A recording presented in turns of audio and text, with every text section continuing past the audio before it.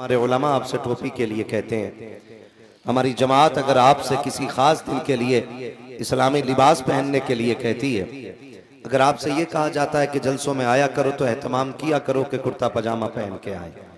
मुझे नहीं लगता ऐसा कोई बंदा हो जिस पे कुर्ता पजामा हो ही ना जलसे। होगा जरूर, चाहे एक जोड़ी हो या दो जोड़ी हो। आज के बाद ये ख्याल कीजिएगा, जब भी हुजूर की महफिल में जाए तो लिबास भी मुस्तफ़ा वाला होना चाहिए, चेहरा भी मुस्तफ़ा वाला होना चाहिए। करेंगे इंशाअल्लाह ये काम।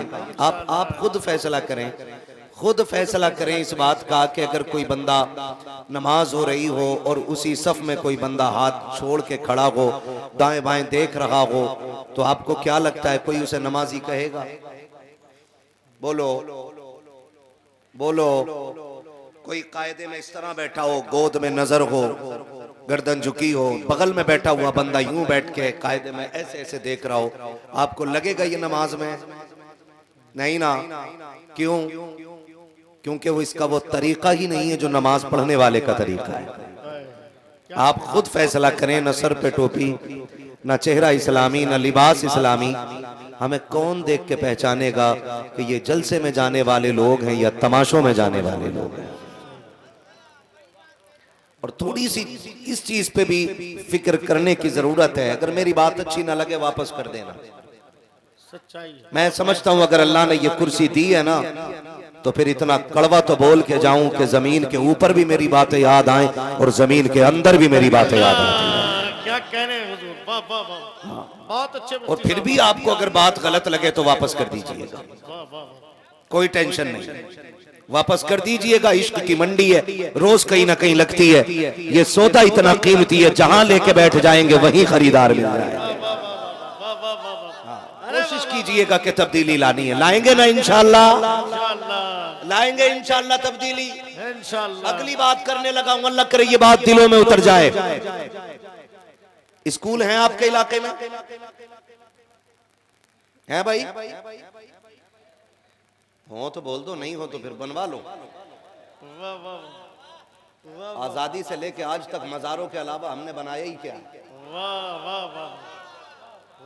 वो बरेली वाला हूं, ये मत सोचना मजारों के खिलाफ बोल रहा हूं। मजारों के खिलाफ नहीं, तुम्हारी मजारी के खिलाफ बोल रहा हूं।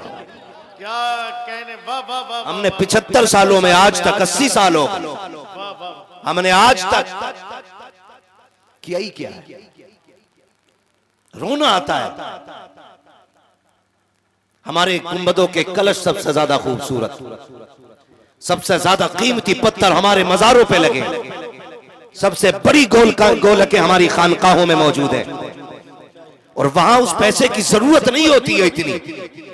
और जिन मदरसों में रातों दिन पैसे की जरूरत होती है ना, उस मदरसे को चलाने वाला मौलवी टूटी चप्पल पहन के 10 रुपए की रसीद हाथ में लेकर के गली गली के चक्कर लगा के कहता है मदरसों के खाने का इंतजाम होना है, बच्चों ने दोपहर का खाना नहीं खाया है, आज दाल खत्म हो गई है, कल चावल भी लाया जाना है। तो यही मेरी कौम धक्का दे के कहती है पहले पिछले खर्चे का प्रूफ ला करके दिया जाए, खर्चा कितना हुआ है ला करके दिखाओ, मुझे बताओ तो सकी। अगर कौमों के नजरिए ऐसे हो जाएंगे हम कैसे तरक्की कर सकते हैं? मैं मजारों के खिलाफ नहीं हूँ, न मजार वालों के खिलाफ हूँ। अल्लाह की इज्जत की कसम खा के कहता हूँ, अगर मजार वालों से प्यार है, कीमती पत्थर वहां न लगा करके उसी पैसे को उठाकर किसी इदारे में लगा दो।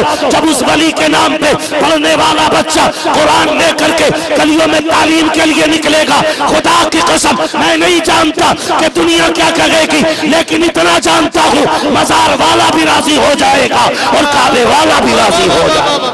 नारे तकबीर, नारे रिसालत, पैगाम मुस्तफा, मसलके आला हजरत अल्लामा मुफ्ती हम्माद रजा साहब क़िबला मुरादाबादी। वाह वाह वाह। हमने बनाया ही क्या? माफ कीजिएगा थोड़ा कड़वा बोल जाता हूँ, मैं खुद चाहता हूँ मैं इतनी कड़वी बात ना करूं, लेकिन बातें हैं इतनी कड़वी। गैर कितने ताने देते हैं, आप खुद फैसला करें। तवज्जो है ना सारे लोगों? नाराज तो नहीं है, होगे भी तो क्या बिगाड़ लोगे? कमेटी वालों को ही तो पकड़ोगे, मैं तो निकल जाऊंगा, मैं निकल लूंगा।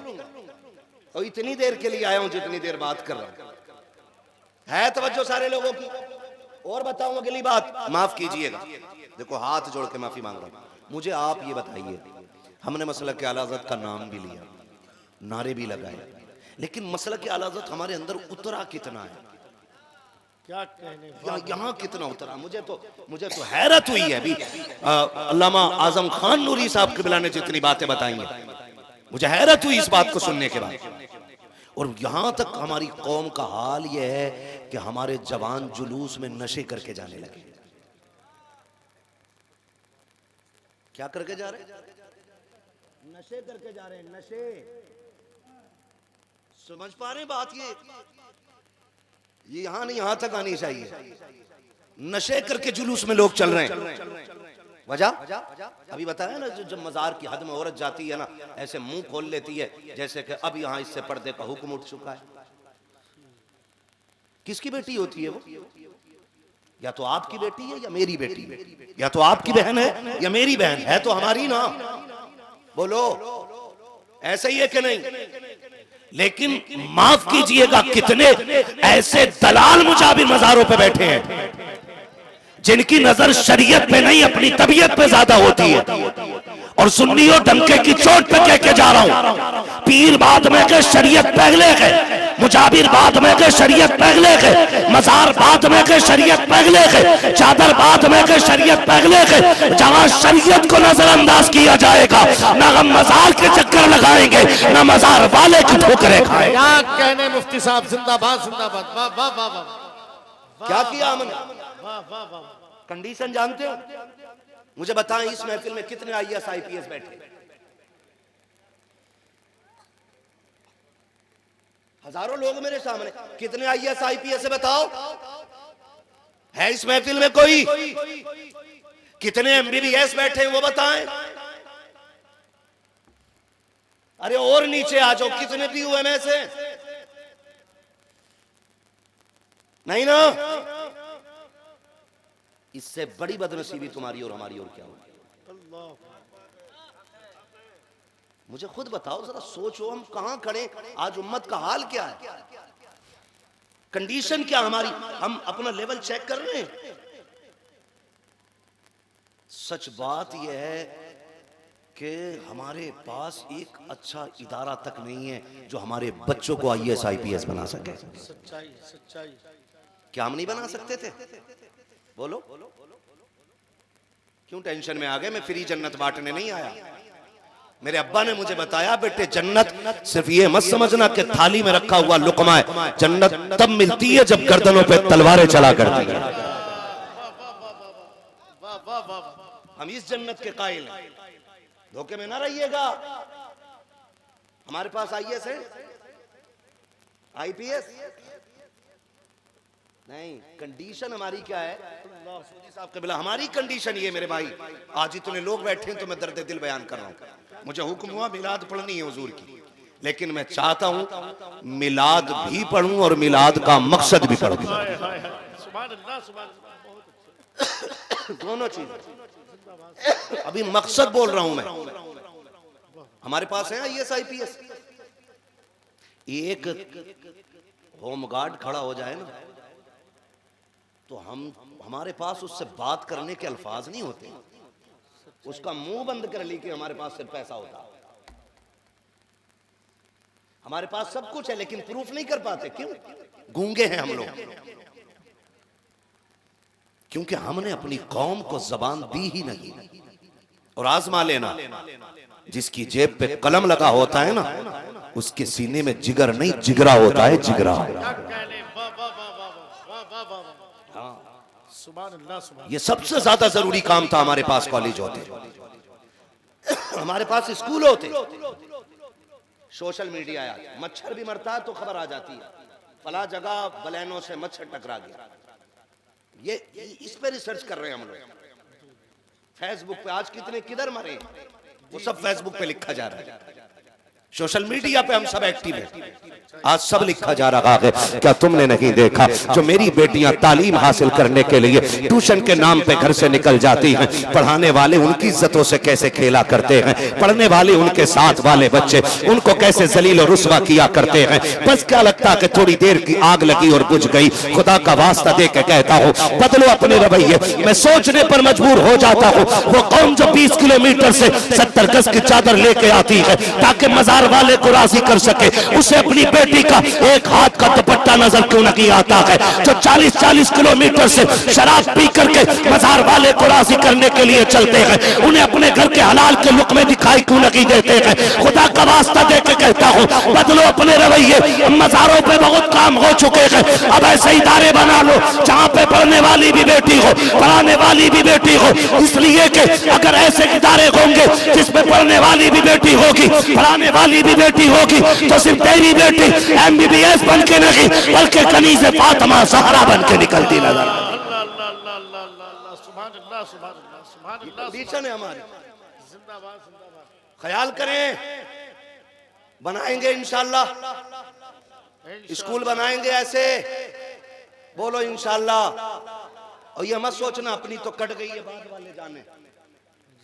कब्र में जाके भी पिंड नहीं छुटता है। मैं तुम्हें बता रहा हूं सीधी बात। ये उलमा बैठे, पूछो आप 20 साल, आपको 20 साल हो गए मरे हुए, आप कब्र में लेटे, अल्लाह ने आपके साथ खैर फरमाई है, आपको अजाब में मुब्तला नहीं किया।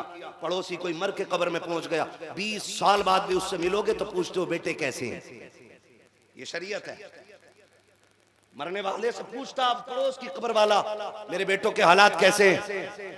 मैं जब छोड़ के आया था, शुक्रिया, मैं जब छोड़ के आया था तो मेरे बेटों की कंडीशन ऐसी थी, अब कैसी है। तो वो बताता है, तेरे बेटे डीजे बजा रहे, तेरे बेटे टीवी चलाते, तेरी बेटी ने फलां के साथ मुंह काला किया है, उसकी बेटी भाग गई है, तेरे घर में कोई कुरान पढ़ने वाला नहीं। जब ये खबरें कब्रों में पहुंचती है तो मरने वाले करवटें बदलते हैं, करवटें। और क्या ही अच्छा हो कि हमारा बाप, हमारा दादा, हमारा परदादा हमारी खबर ये पाए कि जिस बेटे को तू तन्हा छोड़ के आया था वो रातों को उठ के मुसल्ले बिछा के रब को राजी किया करता है।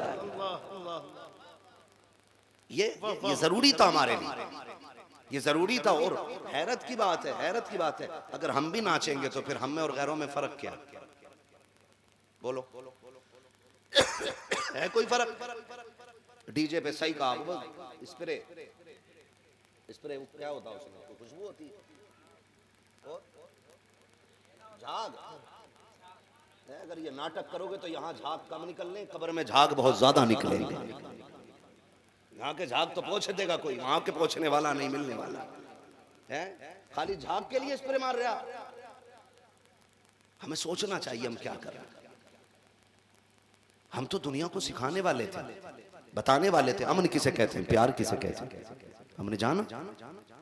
अब मुझे हैरत हो रही है इस बात पे, हम पहले इस पे बहस करते थे कि मनाना चाहिए कि नहीं मनाना चाहिए, अब इस पे गौर करना पड़ रहा है कि कैसे मनाना चाहिए जुलूस।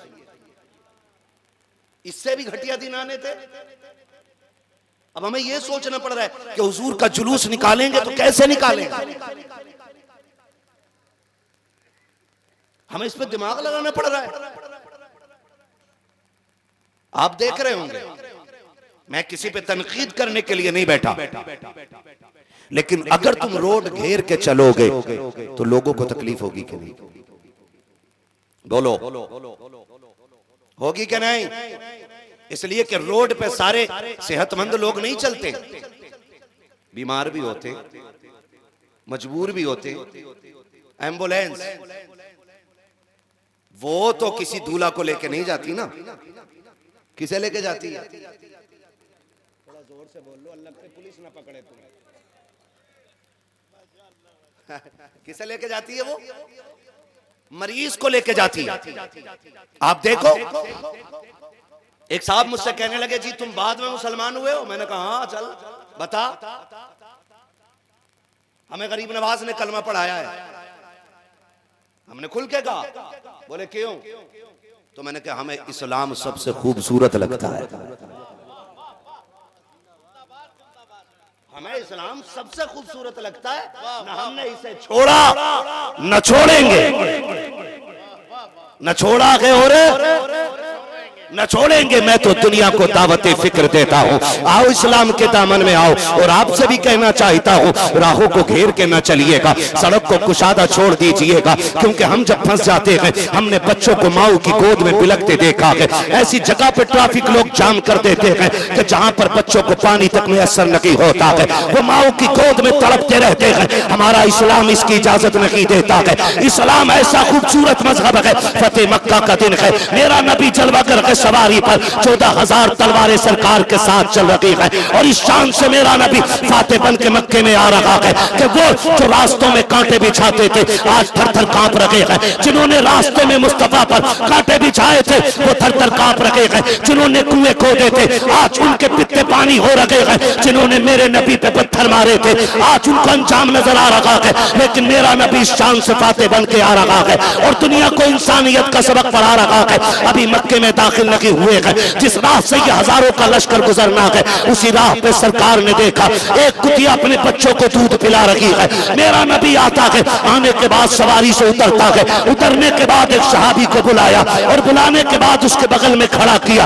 और कहा सुनो, पूरे लश्कर का रास्ता बदल दिया जाए, इधर से आने वाले अब इधर से ना आए बल्कि घूम के जाएं। आका किस लिए? का ये कुतिया अपने बच्चे को दूध पिला रही है और मैं ये भी नहीं चाहता हूँ मेरे 10,000 लश्कर की वजह से किसी कुत्ते को भी तकलीफ हो जाए, उसके बच्चों को तकलीफ हो जाए। हमारा इस्लाम इतना खूबसूरत है, जो जानवर को तकलीफ नहीं होने देता वो इंसान को कैसे तकलीफ पहुंचाने की इजाजत देता। नारे तकबीर, हाथों को उठा के जवाब दे, नारे रिसालत, मजहब इस्लाम, मजहब इस्लाम, मसलक आला हजरत। क्या कहने मुफ्ती साहब? ये सबक हमें दुनिया को देना, देंगे कि नहीं इंशाअल्लाह? जोर से बोलो इंशाअल्लाह। और ये जो 60 किलो के जवान है ना, इसमें कुछ 45 के भी होते हैं हजरत जी, और जो 37 किलो का होता वो सबसे पहले शर्ट उतारता डीजे के आगे। क्यों? क्योंकि उससे थमा ही नहीं जाता धमक के आगे। हैं जी, उससे थमा ही नहीं जाता भैया, वो पूरा हिल जाता, सबसे पहले शर्ट निकाल के नाचता।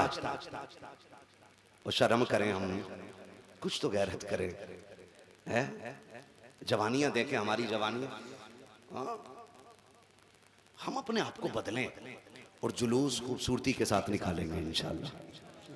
वादा करते हैं कोई जवान डीजे के आगे कपड़े नहीं उतारेगा। ये लफ्ज़ डीजे पे बड़ी बहस रहती है, डीजे लगेगा कि नहीं लगेगा, है ना? मैं तो आज तक यही नहीं समझ पाया डीजे से मशीन मुराद होती है कि डीजे से वो उस पर धमक झनकार मुराद होती है? मेरी समझ में तो बात ही नहीं आती। क्या? हाँ जी, मैं मेरी बात सुन लें। देखिए, मैं किसी पे तनकीद करने के लिए नहीं बैठा, लग रही बातें दिल में उतर जाती। इस 12वीं पे ना हमें सिर्फ घर नहीं सजाने, दिल भी सजाएंगे इंशाअल्लाह। सजाएंगे ना इंशाअल्लाह। इस 12वीं पे सिर्फ घर नहीं, दिल भी सजाएंगे। दिल भी सजने चाहिए। दिल कैसे सजेंगे? घर हमने लाइटिंग लगा ली, पंखे लगा लिए, कुमकुमे लगा लिए और ये लगा लिया, वो सब कुछ लगा दिया, लेकिन अंदर जब ये काला है ना, जुलूस वाले दिन भी जोहर पढ़ने आएगा ना तो ऐसे बैठ के देख रहा, कपड़े मेरे किसी से घटिया तो नहीं है। अगर किसी से अच्छे अगर वो पहन लिए ना लीलन के, तो बार बार दामन झटक के दिखा रहा, कोई पूछ तो ले कितने के हैं। अब किसी ने पूछ लिया भाई ये, एक बार सुनता ही नहीं, वो दूसरे से बात करता रहता, फिर वो पूछता कितने का लिया था, ये बस ऐसे ही है 1200-1300 रुपए मीटर का, ऐसे ही है। ये कंडीशन, ये दिल है हमारे। और कह रहा बड़ी नमाजें पढ़ रहा हूँ, दिल नहीं लग रहा है। सुन तो सकी, सुन तुझसे किसने बता दिया, सिर्फ 2 लोटे पानी बहा के नमाज में दिल लगने लग जाता है, 2-4 बाल्टी पानी बहा के नमाज में दिल लगने लग जाता है। तुम नहीं जानते हो तो जान लो, जब तुम कलफ के कपड़े पहन के 10-500 लीटर पानी अपने ऊपर बहा करके, खुशबू मार के कॉलर खड़ा करके मस्जिद में आके बैठने से पहले जब चटाई पे फूंके मार के कहते हो ना कि यहाँ से गर्द उड़ रही है, मेरे कपड़ों पे धब्बा लग जाएगा, तब मशीयत का नकीब आवाज दे के कहता है गैरत कर, गैरत गैरत कर, कुछ तो हया कर। तो मस्जिद की आके मिट्टी चेक कर रहा है, ये वो मिट्टी है अगर कपड़े पे लग गई तो लोटे तो लोटों से धुल जाएगी, लेकिन ये जो मैल दिल में लेकर के आया है ये 7 समंदर से भी धुलने वाला नहीं है। और नमाज में दिल लगने के लिए एक समंदर पानी की जरूरत नहीं है, 7 समंदरों की जरूरत नहीं है। सुन तो सकी, अगर नमाज में दिल लगाना है तो कपड़े भले मिट्टी वाले पहन के आ जा, लेकिन दिल को साफ करके ले आ। मालिक तू बता दे ये दिल कैसे साफ होगा? आवाज कुदरत आती है, सुन, अगर टंकी का पानी डालेगा हम तेरा बदन भी धो देंगे, कपड़े भी धो देंगे। अगर दिल को धुलना है तो टंकी का पानी नहीं, कुएं का पानी नहीं, समंदर का पानी नहीं। मालिक फिर कल रात को मुसल्ला बिछा दे, तू रो के दिखा दे, मैं दिल धो के दिखा दूं। अरे वाह वाह वाह वाह वाह वाह वाह वाह वाह वाह वाह। हमें रातों में उठने की आदत, हमें रातों में उठ के रोने की आदत डालनी है, और ये साफ करेंगे इंशाल्लाह, करेंगे। माफ कीजिएगा, हमारा घर भी अगर सस्ता है ना तो हमारे घर में लाइट 4 फालतू करके डालते हैं, पड़ोसी से घटिया ना रह जाए। मैं अभी भी निकल के आऊं, बड़ा लंबा सफर रहा है, तो कई घर देखे, बीच में किसी घर पे बत्ती नहीं और किसी पे खूब लाइट लगी है, किसी पे बिल्कुल नहीं। आप एक चीज का एहसास करो, इस्लाम एहसास जिंदा करता है। क्या करता है? एहसास जिंदा करता है इस्लाम। और मुसलमान होने के बाद जो सबसे पहले दौलत मिलती है वो एहसास की दौलत होती है। सहाबा ने क्या कहा था? सहाबा ने कहा था आका जब तक आप हमारे बीच नहीं आए थे ना तो हम बेटियों को यूं काट देते थे, यहाँ पसीना भी नहीं आता था। जब से आपके कदमों में आए ना तो पैर देख के रखते हैं कहीं चूटी पैर के नीचे ना आ जाए। इस्लाम इस एहसास को जिंदा करता है। ये 12वीं का मकसद है। हुजूर जब से आप आए ना अब हम पैर देख के रखते हैं चूटी ना आ जाए। हमें चूटी के दबने का भी एहसास होता है। आपसे पूछना चाहता हूं, मैं फर्ज कर लूं मैंने 20,000 की लाइट लगाई अपने घर पे, 50 की लगा ली, आपने 1 लाख की लगा ली। चलो आपने कहा मैं गुलाम मुस्तफा हूं, मैंने लाइट लगा ली। आपके पड़ोस में एक घर ऐसा भी होता है जिसपे एक बल्ब नहीं लगता है, होते कि नहीं? बोलो बोलो तो मैं बोलूं, वरना फिर मैं अजमत भाई को खड़ा कर दूं। होता है कि नहीं? है ना? आप देखें, मैं कमाता हूं, आप कमाते हैं, आप कमाते हैं, आप मजबूरी को समझ सकते हैं कि मेरी इनकम इतनी नहीं है। अगर मैंने लाइट लगा दी मैं बच्चों को रोटी कहां से खिलाऊंगा? या मेरे पास पैसा होगा तो मैं फला का कर्जा उतार दूंगा। अगर 100-200 रुपए फालतू हो गए तो मैं अपना एक चेकअप ही करा लूंगा। ये गरीब और कमजोर आदमी का एहसास होता है। लेकिन बच्चे, क्या बच्चे समझते हैं इस चीज को? कितने घर ऐसे होते हैं जब 12वीं में लाइट लगती है ना और बच्चे अपने बाप का हाथ पकड़ के कहते हैं अब्बा क्या हुजूर हमारे नहीं है? अब्बा हमारे घर में एक लाइट भी नहीं है।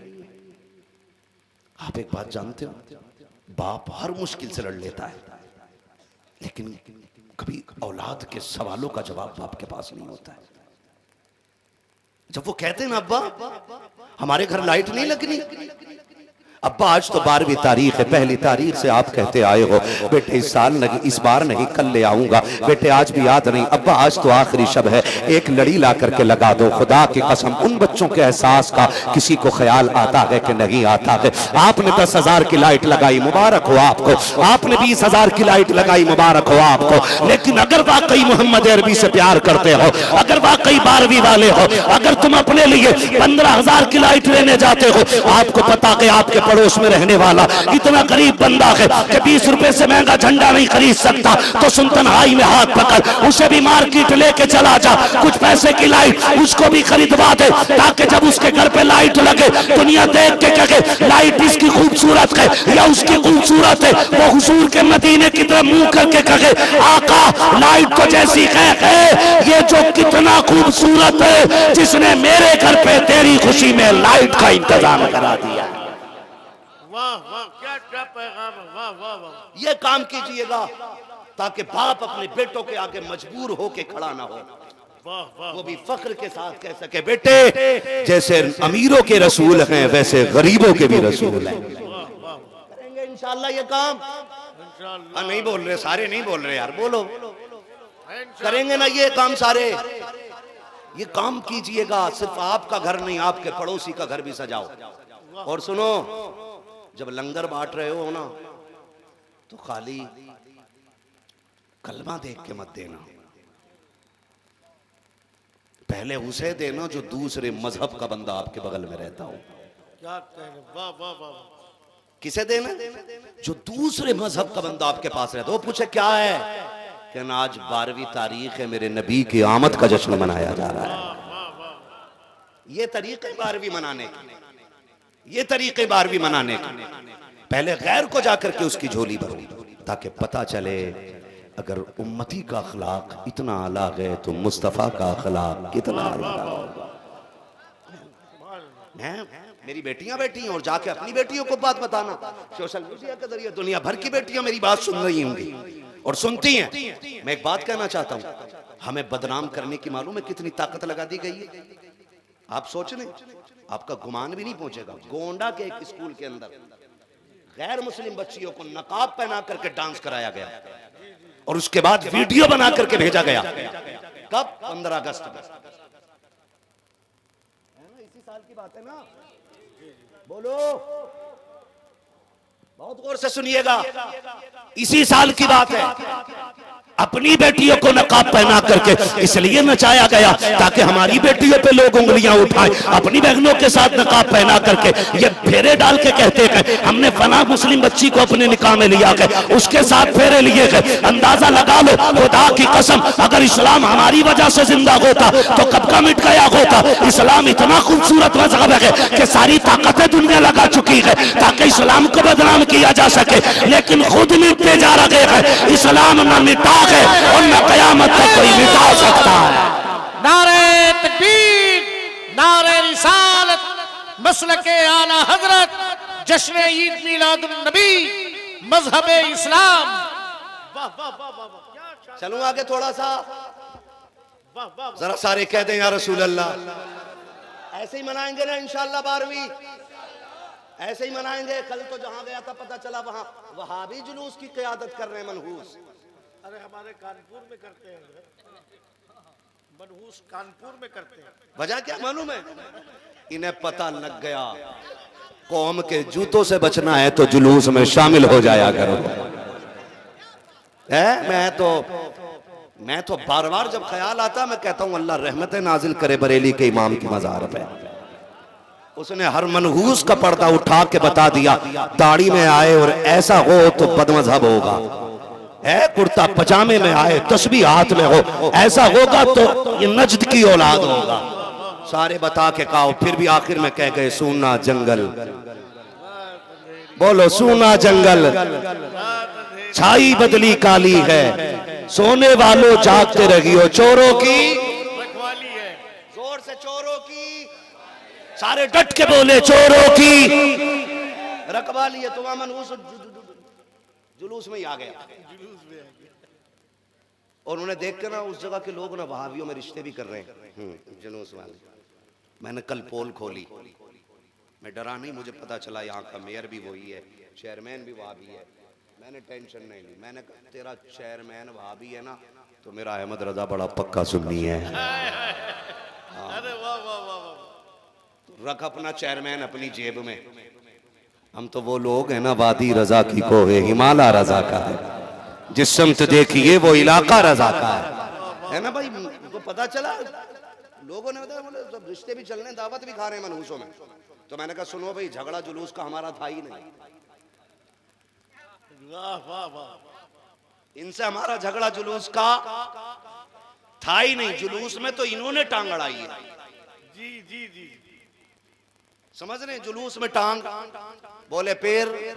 मैंने इनसे झगड़ा यह है, इन वहाबी बदमजहब नजद की बदमाश औलाद, आले सऊद के पालतू कुत्ते और आले यहूद की रखेल की औलादें, ये नबी के माँ बाप को जहन्नमी कहती हैं, हमें इसलिए इनसे नफरत है।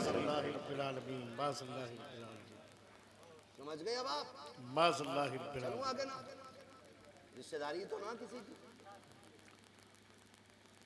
नहीं है ना, जरा साबित करके दिखाएं नहीं है। इश्क मोहब्बत, इश्क मोहब्बत। आवाज उतनी नहीं निकली जितनी निकलनी चाहिए। गाजी का दरबार है यार, यहाँ तो पैदाइशी बच्चा भी बहादुर होना चाहिए। इश्क मोहब्बत, इश्क मोहब्बत, बस्ती बस्ती कलिया कलिया। सलामत रहे सारे लोग। मैंने कहा ये मनहूस नबी के माँ बाप को जहन्नमी कहते हैं। और इन वहाबियों ने नबी की अम्मी की कब्र खोदी, उसमें आग लगाई, और जब पूरी दुनिया में एहतजाज किया गया इनके खिलाफ, तो इन्होंने कहा था हमने इसलिए आग लगाई है क्योंकि माज़अल्लाह वो जहन्नमी आए। अब मुझे एक ठंडी सी आवाज में बताना, जिसके कदमों की बरकत से रब ने हमारी माँ के कदमों में जन्नत रखी है, उस नबी की माँ जहन्नमी कैसे हो सकती है? खुद फैसला कर।